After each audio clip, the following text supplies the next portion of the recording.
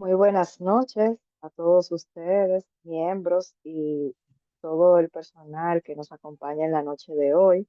En nuestro journal Prejornada Científica, ya que nuestra jornada científica de la Sociedad Dominicana de Fisiatría de esta directiva 2025-2027 va a iniciar en la región norte, la cual va a tener como eje central la evaluación biomecánica funcional. En este caso será el 23 de agosto en el Hotel Guacamayo en Bonao. Esperamos a todos. Como ya viene siendo acostumbrado por parte de la Sociedad Dominicana de Fisiatría, previo a la jornada científica como tal, tenemos un journal en el que participan los residentes de los programas de residencia médica de la medicina física y rehabilitación. En este caso, lo que hacemos es una presentación de bibliográficas en el cual aquí vamos a iniciar en la noche de hoy con la doctora Esther Níquel, la cual es residente de segundo año, y el tema de su bibliográfica será medidas biomecánicas y musculoesqueléticas como factores de riesgo de lesiones relacionadas con el running en corredores no élites. Es una revisión sistemática y un metaanálisis de estudios prospectivos. Entonces, aquí les dejamos con la doctora Esther Níquel, residente de segundo año del programa de Medicina Física y Rehabilitación del Hospital General Plaza de la Salud. Buenas noches.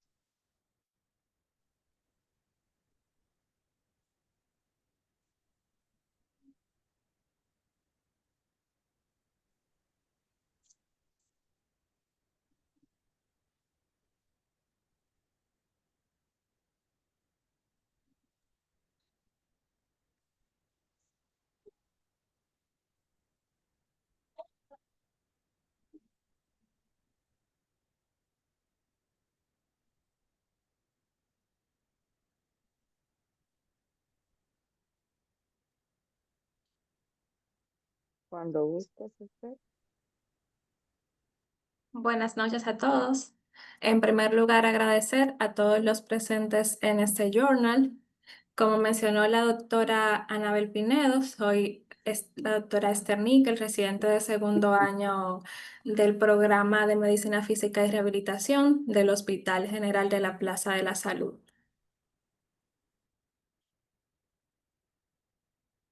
En el día de hoy estaré compartiendo con ustedes el artículo titulado Mediciones biomecánicas y musculoesqueléticas como factores de riesgo de lesiones relacionadas al running o a la carrera en corredores no élites. Una revisión sistemática y metaanálisis de estudios prospectivos.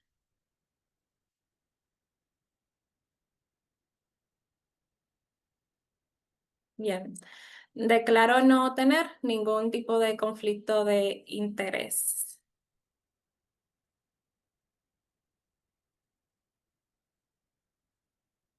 Disculpen que estoy teniendo un pequeño inconveniente.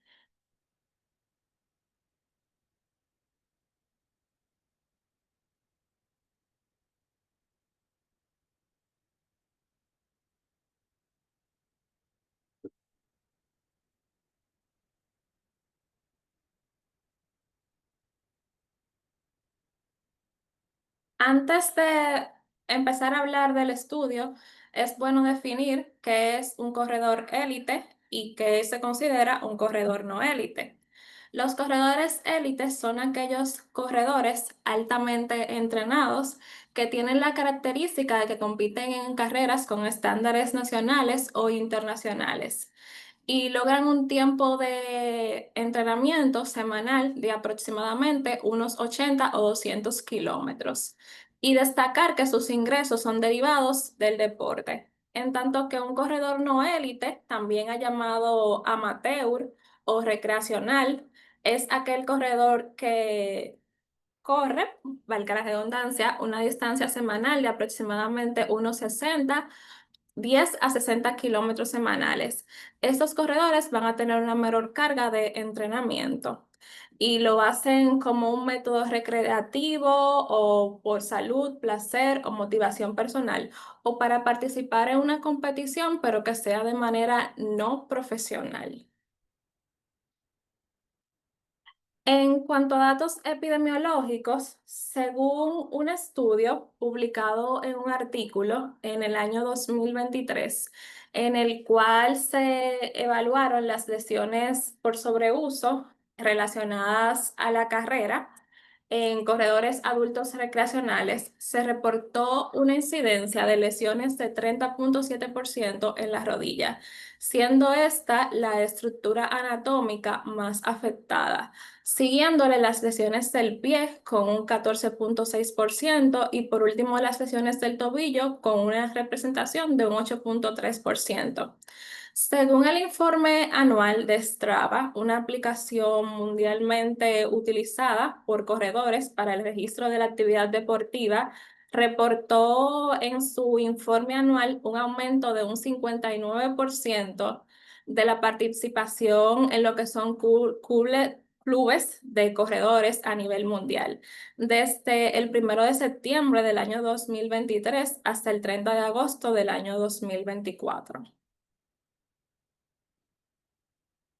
Es bueno también definir qué son las lesiones relacionadas con la carrera y son definidas como un dolor musculoesquelético en las extremidades inferiores que está asociado a la carrera y que tiene la característica de que restringe o interrumpe la actividad de correr y tiene una duración de aproximadamente 7 días o 3 sesiones consecutivas de entrenamiento y que puede requerir una asistencia médica.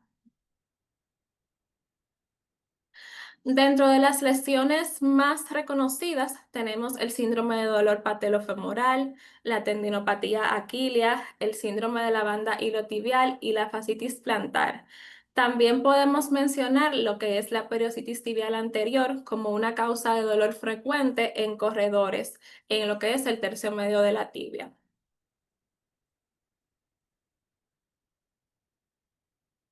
Abordando formalmente lo que es el artículo a presentar, este artículo fue publicado en el año 2022 en la revista Sprinter en su apartado dedicado para Sport Medicine.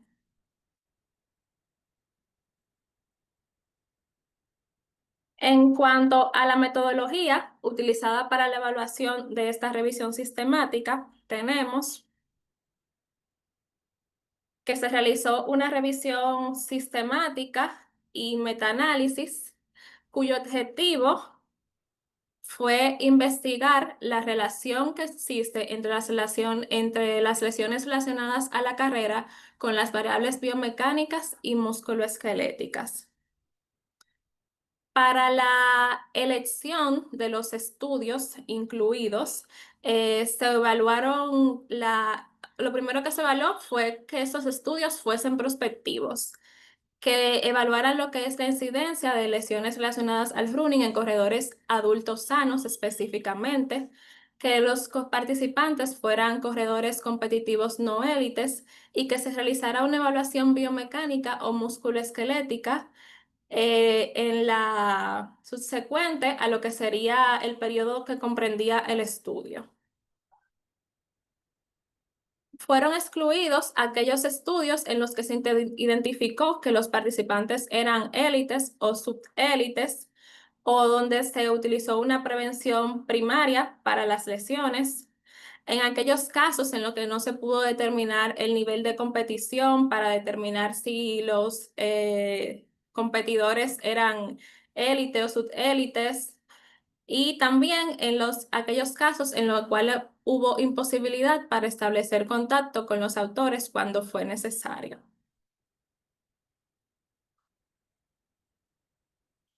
Aquí pueden ver lo que es el flujograma que se utilizó dentro del método Prisma para la selección de los estudios que fueron incluidos y que iban a formar y que formaron parte de lo que es la revisión del metaanálisis. De los 61.722 récords examinados, 506 fueron los que se revisaron para determinar lo que es la elegibilidad. Solo se incluyeron 30 estudios en la revisión sistemática y de esos 30, 19 fueron incluidos en el metaanálisis. Esos estudios fueron comprendidos los que se utilizaron entre el año 1998 al 2021 y tuvieron una duración en el tiempo de 8 semanas y 2 años. Se evaluaron un total de 3.404 corredores, de los que 66,6% fueron mujeres. En cuanto a los resultados obtenidos, tenemos que en 25 metaanálisis que se evaluaron, la relación entre la aparición de lesiones relacionadas con la carrera y la presencia de factores de riesgo asociados, la presencia de factores de riesgo que estuvieron asociados, como pueden ver, fue la fuerza muscular, el rango de movimiento articular, la cinética y la cinemática de la carrera y la alineación estática de las extremidades inferiores. Solo en dos metaanálisis se identificó una diferencia significativa entre lo que fue la fuerza de extensión de la rodilla y la velocidad de aducción de la cadera. Cuatro estudios que incluyeron 594 corredores, de los que 299 resultaron lesionados, informaron datos elegibles sobre lo que es la fuerza de extensión de la rodilla, y el análisis reveló una fuerza de extensión de rodilla significativamente menor entre los corredores que desarrollaron un tipo de lesión relacionada con la carrera, para un valor de P de 0,03. Y dentro de las medidas que se utilizaron para la detección de esta variable, tenemos lo que es la máxima contracción voluntaria isométrica y la máxima contracción isocinética.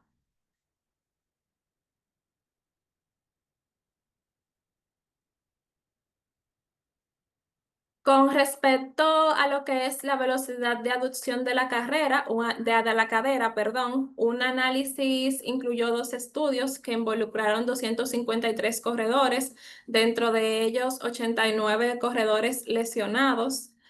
Se detectó una velocidad de aducción de la cadera significativamente menor durante la fase de apoyo de la carrera entre los corredores que desarrollaron prospectivamente una lesión relacionada con la carrera, para un valor de P de 0,04.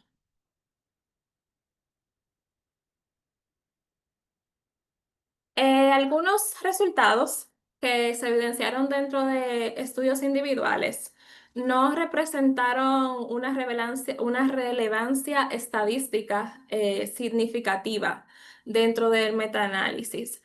Dentro de ellos podemos destacar que se pudo mencionar un estudio en el que se evidenció que los pacientes que tenían mayor incidencia de dolor patelofemoral tenían un ángulo del cuádriceps aumentado, y el valor de P para ese estudio específico fue de 0,05%.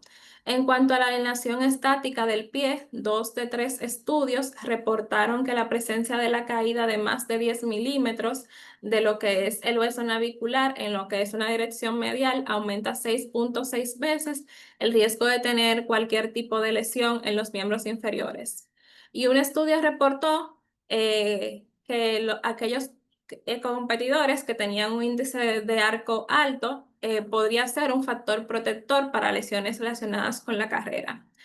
En consideración con la cinética de la marcha, 8 estudios evidenciaron que la fuerza de pico de frenado más alta se asocia significativamente con un mayor riesgo de lesiones. El aumento de la rigidez articular de la rodilla era un factor predictivo significante de desarrollo de lesiones relacionadas con la carrera. De igual manera, la abducción de la rodilla también se asocia con mayor lesiones relacionadas con la carrera, dentro de la que podemos mencionar lo que es el dolor patelofemoral.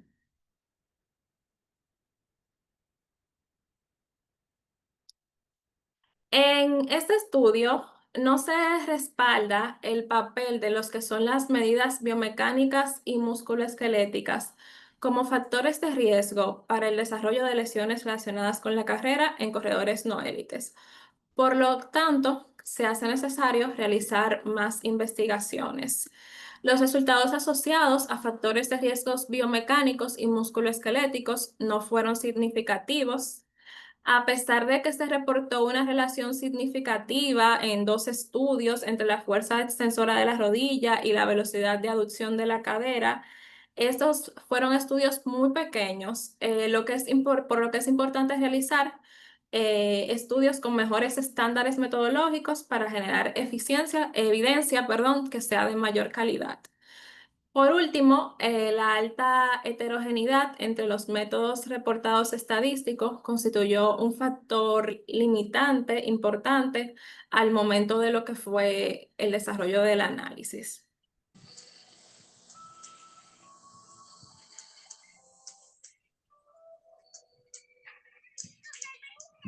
El estudio mostró falta de asociación concluyente entre los factores previamente estudiados y las lesiones relacionadas al running.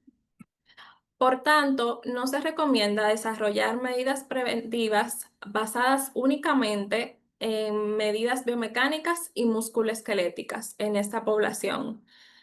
Y se recomienda que futuros estudios profundicen más estas relaciones e incluyan datos continuos y análisis estadísticos que sean más robustos. Actualmente, los clubes de corredores deportivos podrían considerarse lo que serían los nuevos clubes nocturnos, y es por esa reciente tendencia de la población general a optar por la carrera recreacional como una actividad física que hace falta realizar estudios con la intención de prevenir lesiones en corredores no élites o corredores recreacionales. Destacar la importancia de realizar una evaluación preparticipativa deportiva para la identificación temprana de lo que son lesiones o posibles factores de riesgo que podrían producir lesiones, y de esa manera reducir lo que es la incidencia de este tipo de lesiones en esta población. Las lesiones relacionadas con la carrera pueden ser un importante generador de discapacidad en corredores no recreativos o no élites fuera de lo que es el ámbito deportivo, y esto no deja de tener una relevancia clínica importante y una relevancia en lo que es el impacto en la calidad de vida del corredor o del paciente. Correr no es solo mover las piernas, es liberar el alma. Catherine Switzer, muchas gracias. Muchas gracias a la doctora Esther Níquel por su presentación. Eh, Cualquier pregunta, anótenla, la pueden dejar en el chat, que estas serán respondidas luego de que las tres conferencistas hayan terminado su participación. Ahora vamos a continuar con la presentación de la doctora María Tejada, R3, del programa de Medicina Física y Rehabilitación del Hospital Ney Arias Lora, la cual va a tener como título el impacto del rango de movimiento articular de tobillo en la biomecánica de las extremidades inferiores durante la marcha. Muchas gracias, doctora María Tejada, por acompañarnos, y el escenario es suyo.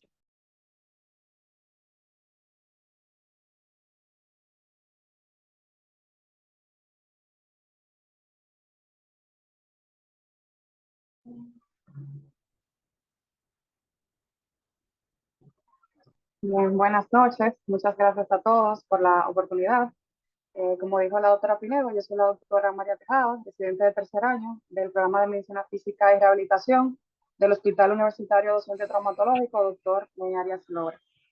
Y el artículo que voy a presentar para ustedes en esta noche es el impacto del rango de movimiento del tobillo en la biomecánica de los miembros inferiores y la marcha. Declaro no tener ningún conflicto de interés. Bien. Como sabemos, la articulación del tobillo cumple un papel fundamental en la marcha normal. En el caso de la dorsiflexión, en la fase inicial, esta estabiliza la rodilla, y en la fase de balanceo permite el despeje del pie para evitar tropiezos. Y la flexión plantar en la fase final sostiene el tronco e impulsa el cuerpo hacia adelante. Entonces, aunque el tobillo puede alcanzar un rango de movimiento de aproximadamente 71 grados en adultos jóvenes sanos, se ha demostrado que durante la marcha solamente se utilizan aproximadamente en promedio 30 grados, y en adultos mayores este rango de movimiento puede incluso ser tan bajo como 25.5 grados. Y aunque el ron de tobillo se ha estudiado en relación con otras actividades de la marcha, no se había estudiado realmente limitarlo de forma aislada para ver los efectos que tenía sobre la biomecánica en la marcha.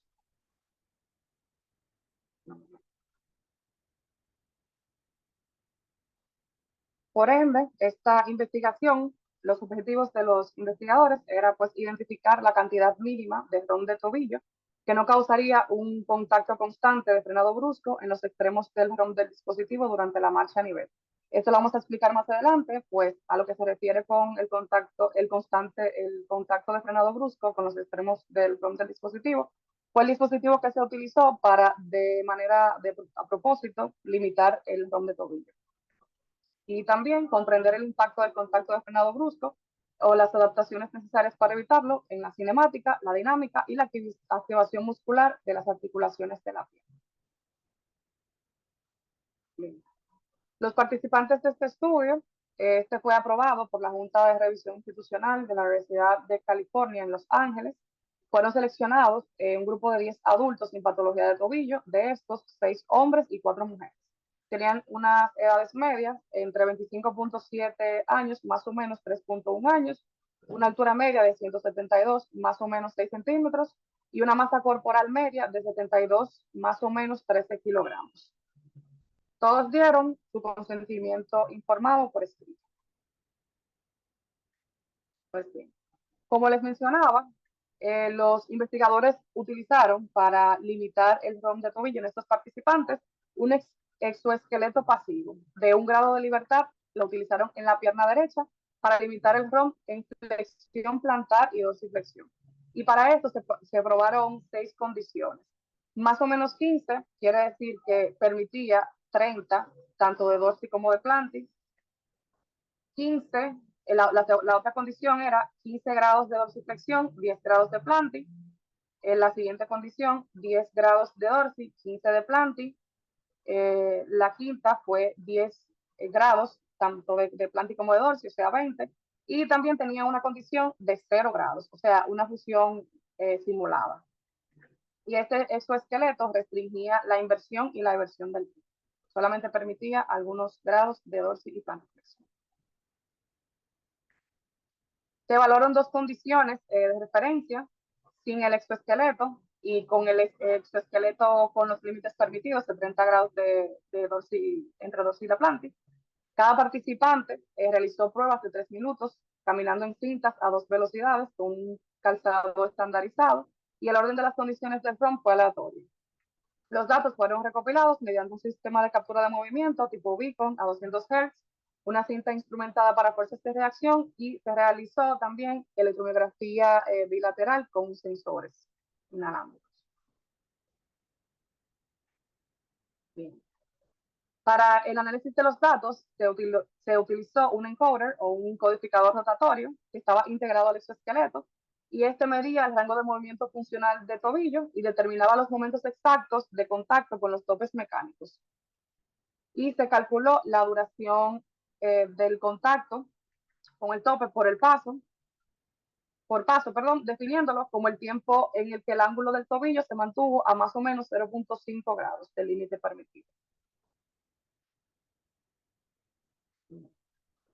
Entonces, para el procesamiento de los datos, la cinemática fue procesada mediante captura de movimientos 3D y modelado en OpenSea, y la electromiografía fue procesada mediante filtrado, rectificación y normalización a los picos de cada sujeto, permitiendo analizar magnitud y momento de activación muscular en condiciones controladas. Y se analizaron 3 aspectos biomecánicos principales. La duración de contacto con este tope mecánico, que realizaba en este caso el tobillo que tenía el exoesqueleto, la simetría cinemática en ambos miembros inferiores, y esta se evaluó en 2 momentos, y también el trabajo articular en el caso de la pierna que tenía el exoesqueleto. En cuanto al análisis estadístico, pues se utilizó para analizar estos 3 aspectos biomecánicos principales, se utilizó un análisis de varianza para evaluar el efecto de las diferentes condiciones del ROM de tobillo sobre estas 3 condiciones que mencioné. Bien. Entonces, los resultados los dividieron principalmente en 4 apartados. El impacto del rom de tobillo en el contacto de frenado brusco o estos hard stop, el impacto del rom de tobillo en la cinemática de las extremidades inferiores, el impacto en la dinámica de las extremidades inferiores y el impacto en la activación, de los músculos de la pierna. En cuanto a los resultados del impacto que tiene el rom de tobillo en el contacto de frenado brusco, se evidenció que a medida que se redujo, obviamente, el rango de movimiento del exoesqueleto, también disminuyó el rom de tobillo durante la marcha. Los participantes utilizaron el rom completo permitido en cada condición, pero no modificaron su marcha para evitar estos hard stops. Y el mayor contacto con los topes se observó, como era de esperarse, en la condición de fusión simulada. Llegaba más rápido a esos topes mecánicos en este caso. En el caso del impacto del rom de tobillo en la cinemática de las extremidades inferiores, se vio que el rom de tobillo en la pierna afectada se redujo conforme se limitaron más los movimientos mediante el exoesqueleto, también era de esperarse. La reducción más extrema se observó en la condición de fusión simulada, pero no hubo diferencias significativas en las otras condiciones o articulaciones. En el impacto de la dinámica de las extremidades inferiores, realmente los momentos articulares no se vieron afectados por las restricciones del tobillo, a excepción, de nuevo, de la articulación de fusión simulada en 0 grados, donde se observó un aumento en el momento de la rodilla derecha. La potencia positiva máxima del tobillo disminuyó a medida que el tronco fue más limitado, y en la fusión simulada esta pérdida fue acompañada por un aumento de potencia de la rodilla y la cadera. Entonces, lo que evidencia, en el caso de la dinámica de las extremidades inferiores, que cuando hay una limitación en el tobillo, pues hay una compensación proximal con la cadera y la rodilla. Y la dinámica de la pierna afectada realmente no tuvo ningún cambio, se mantuvo prácticamente sin cambios en todas las condiciones y todas las velocidades. No tuvo ningún tipo de adaptación. Y por último, el impacto del rom de tobillo en la activación de los músculos de la pierna. La actividad eléctrica del tibial anterior y el gastrocnemio lateral se mantuvo estable en todas las condiciones. Eso no lo mencioné ahorita, pero en el caso de la electromiografía se midieron la actividad eléctrica del recto femoral, el bíceps femoral, el tibial anterior, gastrocnemio lateral y el sóleo. Entonces, en cambio, la actividad del sóleo en la pierna afectada sí disminuyó significativamente al reducirse el rango de movimiento del tobillo. Y esta disminución, en el caso de la activación del sóleo, se relacionó principalmente con la dorsiflexión permitida y no con la flexión plantar. Entonces, este estudio analizó el impacto de la limitación del rom de tobillo en la biomecánica de la marcha, utilizando un exoesqueleto de tobillo pasivo. Se evaluó el contacto de frenado brusco mediante el codificador articular o encoder que le había mencionado anteriormente, y su impacto en la marcha con captura de movimiento y electromiografía durante la marcha a 2 velocidades. Solamente la condición de fusión generó cambios significativos en la asimetría cinemática global y el trabajo articular positivo, lo que sugiere que realmente ROMs tan pequeños como más o menos 10 pudieran no alterar la biomecánica general de la marcha. Pero entre 0 y 10, menos de 10 ya sí puede haber cambios. Los cambios de la cinemática, en este caso, se limitaron solamente al tobillo, incluso en condiciones intermedias, pero no generaron asimetrías globales. Y esto indica que la preservación parcial del movimiento podría ser suficiente para mantener la simetría general.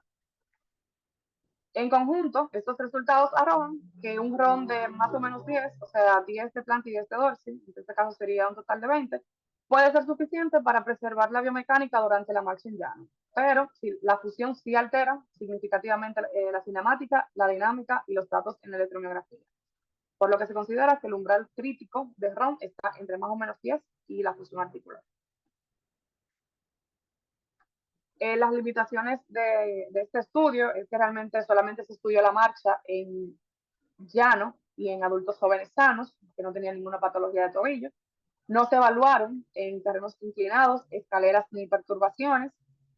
También la condición de fusión, incluso la condición de fusión en 0, permitía más o menos 3 grados de movimiento por la flexibilidad del exoesqueleto. Entonces, esto también podría tener algún tipo de sesgo. Y el tamaño muestral limitado, pues solamente fueron 10 participantes, puede haber ocultado diferencias.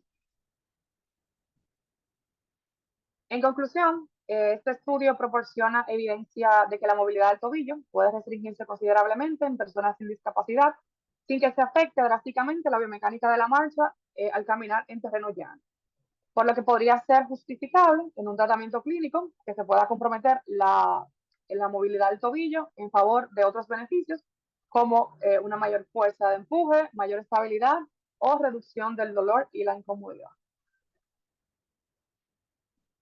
Y esto sería todo de mi parte. Muchas gracias de nuevo por la oportunidad.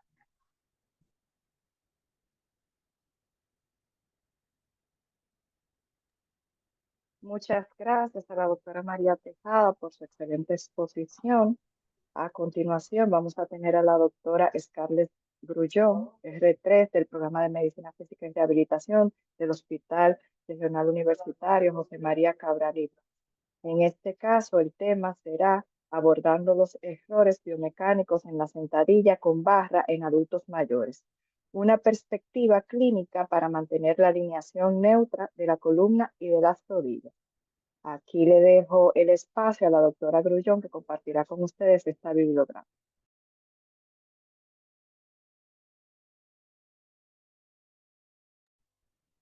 Buenas noches a todos. Como bien la doctora Pinedo mencionó anteriormente, yo soy la doctora Grullón, residente de tercer año del Hospital José María Cabral Ibáez. Para mí es un honor presentar un artículo en esta actividad de la prejornada, titulado Abordando los errores biomecánicos en la sentadilla con barra en adultos mayores, una perspectiva clínica para mantener la alineación neutra de la columna y las rodillas. Este artículo fue publicado el 4 de noviembre del 2024 en la revista, en el Journal de Function Morphology and Kinesiology, por los autores Zakaria, Lee Smith, Ali y Rania. De manera introductoria, sabemos que los adultos mayores presentan grandes desafíos de salud debido a sus comorbilidades, principalmente secundarias, que pueden causar caídas a repetición. Estas caídas causan una gran discapacidad a largo plazo y un aumento de los costos de atención médica. Se ha estudiado que en Estados Unidos alrededor de un 30% de la población de adultos mayores presentan caídas de manera anual, y esto se da debido a trastornos del equilibrio, disminución de la movilidad, asimismo de la calidad de vida y la dependencia funcional. Es importante resaltar que la capacidad de realizar ese traslado de sentado a levantado que implica una sentadilla es crucial para la independencia del adulto mayor. Se ha establecido también que un adulto mayor realiza entre 33 a 71 sentadillas al día en esos traslados. Para esto, las evaluaciones funcionales, principalmente como la prueba de bipedestación de 30 segundos, es importante para la rehabilitación geriátrica porque evalúa la fuerza funcional de las extremidades de los miembros inferiores, y asimismo se utiliza para el entorno clínico. Hay que tomar en cuenta que las sentadillas evalúan la fuerza y la resistencia tanto funcional como muscular, principalmente de los glúteos, cuádriceps e isquiotibiales. Y el éxito de la sedestación a la bipedestación requiere de una buena mecánica de los músculos extensores de rodilla y músculos del tronco con fines de poder estabilizar la columna. Las variaciones en la ejecución de la sentadilla afecta la biomecánica de la misma, con una consecuencia de un mayor riesgo de lesiones. Dentro de los dos errores biomecánicos más comunes están la hiperlordosis lumbar y el valgo de rodillas. El objetivo de la sentadilla es maximizar la ejecución y minimizar el riesgo de lesión en sus tres fases. La primera fase o la fase inicial es la posición inicial, donde la barra debe de estar a nivel de C7 y los trapecios con el paciente en bipedestación. El agarre de la barra debe de ser a la anchura de los hombros porque da más comodidad y seguridad. Y se debe de alinear tanto la cabeza, hombros, caderas, rodillas y tobillos con fines de tener una base equilibrada y más estable. Ya la segunda fase, que es la fase de descenso, el torso o el tórax debe de estar rígido y se debe de realizar una flexión controlada de caderas, rodillas y tobillos. Y el punto máximo de descenso es cuando los muslos se encuentren paralelos al suelo. Esto es con fin de evitar una curvatura excesiva torácica o lumbar con una protrusión de la cadera hacia adelante y el valgo de rodilla.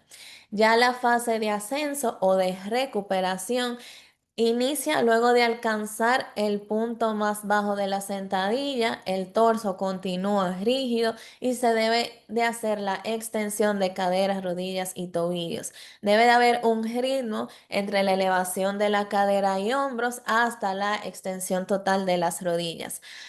Por esto, en esta fase se debe de evitar ciertas situaciones. Una de ellas, evitar levantar los talones y mirar hacia abajo, debido a que éstas favorecen a la hiperlordosis lumbar. Realmente estos errores pueden afectar la efectividad de la sentadilla y aumentar el riesgo de lesiones. Hay que tomar en cuenta las variaciones anatómicas. Lo primero es tener un buen dominio de la biomecánica del movimiento. La más conocida es la retroversión de cadera, donde se recomienda tener una postura o una base de sustentación más amplia con los pies en ABD y hacer una menor profundidad de la sentadilla con fines de compensar esa limitación de rango de movimiento a nivel de la cadera. Ahora, en cuanto al abordaje de los errores biomecánicos, para empezar con la hiperlordosis lumbar, se ha visto que la hiperlordosis lumbar está asociado con una hiperextensión de los hombros y los codos posicionado más posterior. Esto va a reducir el espacio intervertebral y las articulaciones facetarias, lo que va a aumentar la fuerza de compresión, generando así un mayor riesgo de lesiones degenerativas, principalmente del disco, una estenosis espinal y una osteoartrosis también. El objetivo de la sentadilla se debe de tener la columna neutra y hacer una contracción isométrica de los músculos abdominales con fines de mejorar la movilidad de la cadera. Se recomienda en pacientes que tienen una mala biomecánica iniciar la sentadilla con caja, que tiene una menor profundidad, e ir progresando de acuerdo a al fortalecimiento que tenga, que haya realizado el paciente. Dentro de las recomendaciones iniciales para la alineación de la columna lumbar, primero hay que tomar en cuenta que la inclinación pélvica normal entre hombres y mujeres varía. En hombres es de 0 a 5 grados y en mujeres de 7 a 10 grados. Se debe de palpar la espina ilíaca antero-superior y antero-posterior y colocar la pelvis en una posición neutra, para así mejorar el control motor, la flexibilidad de los músculos lumbares y flexores de la cadera. Lo importante es ir progresando esa sentadilla o los ejercicios y pasar de iniciando sin carga e ir progresando a cargas, y irlas aumentando a sí mismo. Y lo primordial es priorizar los movimientos de bisagra de la cadera sobre la flexo extensión lumbar. Ahora, con el valgo de rodilla, aquí hay un estrés excesivo sobre las estructuras blandas, principalmente en los ligamentos colaterales, los meniscos y la articulación patelofemoral, generando así el síndrome de dolor patelofemoral. Puede haber lesión del ligamento cruzado anterior e incluso gonartrosis. El objetivo, o sea, de corrección de la sentadilla es fortalecer esos músculos abductores de la cadera y rotadores externos, mejorar la estabilidad hacer un entrenamiento neuromuscular. Para esto se recomienda las bandas de resistencia. Del mismo modo, ir progresando las resistencias y asimismo ir progresando la sentadilla con una mayor profundidad. En cuanto a las recomendaciones iniciales para la alineación de la rodilla, se debe de mejorar la movilidad de la dorsiflexión de los tobillos y fortalecer los músculos intrínsecos del pie. El artículo menciona unos ejercicios que son los ejercicios de short foot o de pie corto, que básicamente es haciendo o aumentando el arco longitudinal del pie sin levantar el talón ni los dedos y hacer un movimiento de flexo-extensión. Otro método que ellos recomiendan es utilizar una cuña a nivel de los talones mientras esos músculos intrínsecos del pie se van fortaleciendo. Asimismo, esta es una tabla que se presenta donde hay una correlación de un segmento afectado y qué está alterado, qué estructuras pueden estar alteradas que hagan que eso suceda, ¿verdad? Por ejemplo, si el paciente tiene una hiperlordosis lumbar, se ha visto que hay una relación en cuanto a rigidez, principalmente de los músculos flexores de la cadera, el tensor de la fascia lata, el iliosoas, el recto femoral. La pelvis puede haber una retroversión y una anteversión. Asimismo, están asociados con una rigidez de los flexores de caderas, iliosoas, tensor de la fascia lata, el recto femoral, los músculos abdominales. Y por último, si un paciente se evidencia el geno valgo, se ha visto asociado principalmente a una lesión de los ligamentos colaterales y también una afectación en los abductores de cadera y también a nivel de los glúteos. Ya a manera de conclusión, se establece que la sentadilla es un ejercicio multiarticular beneficioso para los adultos mayores, donde mejora la fuerza, el equilibrio y la independencia funcional. Es fundamental primero analizar los movimientos, evaluar el déficit biomecánico y partiendo de ahí realizar adaptaciones. Lo primordial es priorizar la técnica y evaluar continuamente para organizar un programa seguro y efectivo a largo plazo. Les traje una imagen de el artículo de la perspectiva clínica y eso fue todo lo establecido. Muchas gracias.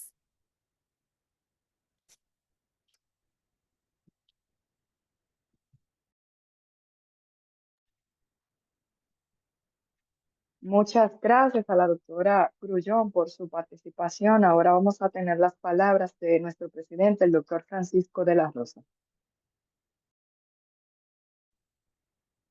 Gracias, doctora Pinedo, coordinadora del Comité Científico de esta Sociedad Dominicana de Fisiatría para este periodo 2025-2027. Queremos en primer lugar agradecer a los directores de programa de los 3 programas de residencia de la República Dominicana. Gracias por siempre decir presente y colaborar con esta jornada de educación médica continua que sirven de preámbulo a las jornadas regionales. En segundo lugar, felicitar a las 3 conferencistas por su vasto manejo de lo que han expuesto en el día de hoy en estas investigaciones.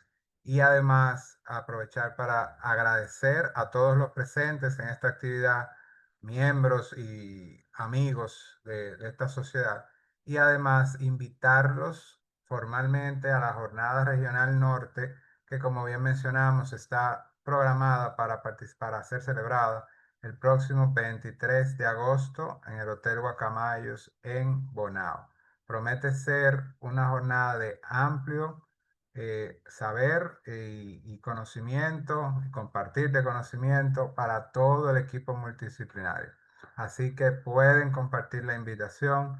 Realmente el venue, el local, la sede se presta para recibirlos a todos y la verdad es que estamos muy emocionados con este tipo de actividad, con este eje central, que no es lo que ha caracterizado las jornadas previas que hemos realizado en los últimos años y que promete retornarnos a los inicios y hacer que discutamos la base propia de lo que es la rehabilitación, que es la evaluación de la función y cómo puede esto impactar la salud. Así que nada, le doy la palabra a la doctora Pinedo para que de esta manera pueda llevar a cabo la sesión de preguntas y respuestas que deben ser realizadas por el chat.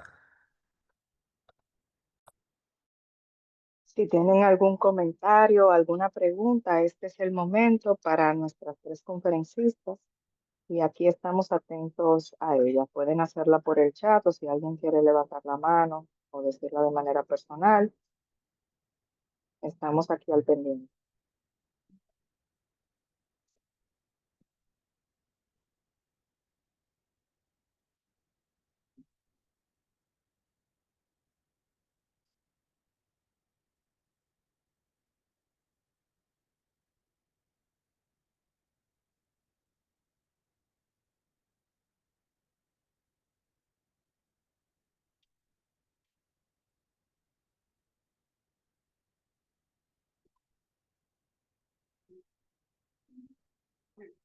Están todos muy motivados, escribiendo muchas preguntas y por eso todavía no se ven. En el mientras tanto, bueno, la doctora Carila nos dice que excelentes participaciones, felicidades a todas. Realmente, como hemos visto, la parte de la biomecánica es fundamental y a veces no necesariamente es hacer el ejercicio, sino que también se hace y la calidad del mismo. Eso es parte de lo que comenzamos a ver durante estos artículos de revisión y de igual forma, como vamos a completar durante lo que es toda nuestra jornada para la importancia real que es esto. Una pregunta a la doctora Grullón, ¿cuál sería su opinión en torno a las lesiones de rodilla y la sentadilla a la luz de lo revisado?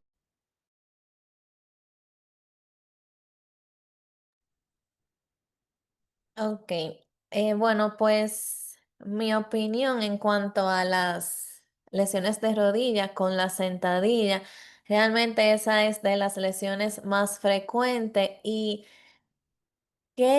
¿cuál es mi opinión? Que siempre antes de indicar un ejercicio yo tengo que evaluar al paciente y evaluar la biomecánica, es decir, cómo el paciente realiza o efectúa esa sentadilla con fines de hacer las correcciones. ¿Qué más les puedo decir? Esas lesiones de rodillas con las sentadillas realmente son muy frecuentes, no solo en adultos mayores, y es principalmente por eso que se ha visto una asociación, o sea, se ha visto asociado a debilidad de la musculatura de los rotadores. Entonces hay que hacer como énfasis en el fortalecimiento, además de la forma o de la biomecánica en que la realiza, en la debilidad de esos músculos, con fines de hacer esas correcciones y adaptaciones para que al final esas lesiones puedan disminuir.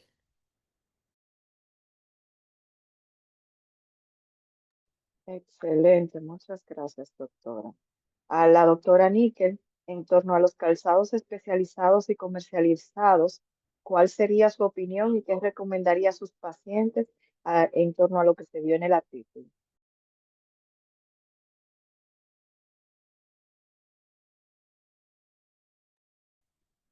Bueno, sobre este aspecto en particular, no se arrojó ninguna relación en el artículo de que se relacionara con lesiones relacionadas con la carrera, pero mi opinión personal es que actualmente hay un bombardeo sobre artículos, en este caso especialmente los calzados. Considero que antes del paciente adquirir cualquier tipo de calzado, y de iniciar lo que es una práctica deportiva o no solamente como práctica deportiva, sino como práctica recreacional y es algo que hemos visto en la consulta. La evaluación del tipo de calzado también puede formar parte de lo que sería una evaluación previa antes de que el participante o la persona inicie una actividad deportiva. Tengo que resaltar que en el artículo fueron excluidos algunos estudios en los que se utilizaron calzados especializados. Solo se incluyeron aquellos estudios en los que se pudo evidenciar que los participantes tenían calzados básicos.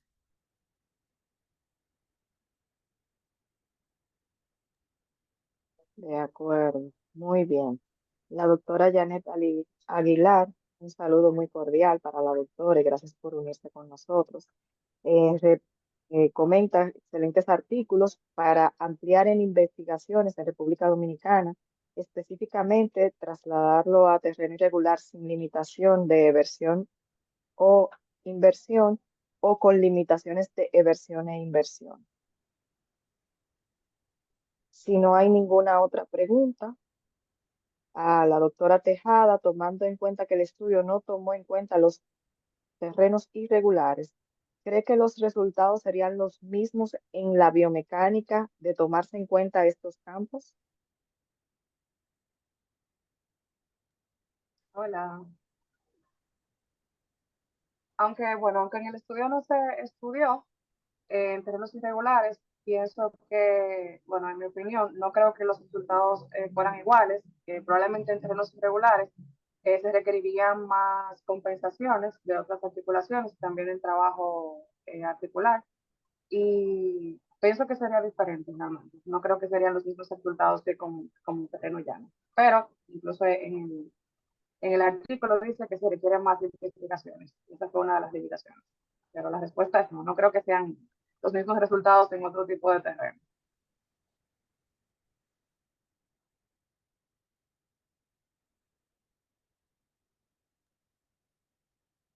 Dice la doctora Aguilar, exacto, felicidades. Si no hay más preguntas, voy a dar un minutito más, porque en ese caso ya iríamos cerrando. De verdad agradecer a todos los participantes. Tuvimos una cuota de alrededor de 62 participantes. Agradecemos a todos los programas de residencia médica, tanto a los expositores, a sus coordinadores y a los demás residentes por siempre apoyarnos y unirse a nosotros, a todos nuestros miembros de la sociedad que siempre están pendientes a lo que es la actualización médica continua, que es base de nuestro pilar, y a todo el personal que siempre nos apoya, fisioterapeutas, terapeutas ocupacionales, también los protecistas y ortesistas. Y les esperamos a todos en nuestra jornada regional norte el 23 de agosto. Si no hay más nada, siendo las 9 de la noche, vamos a cerrar este journal prejornal. Cualquier cosa en nuestras redes está el link de inscripción y cualquier otra información a través de las mismas. Cuídense mucho y buenas noches y gracias por la participación y sobre todo a las conferencistas por su gran apoyo. Gracias. Buenas noches. Muchas gracias. Buenas noches. Buenas noches.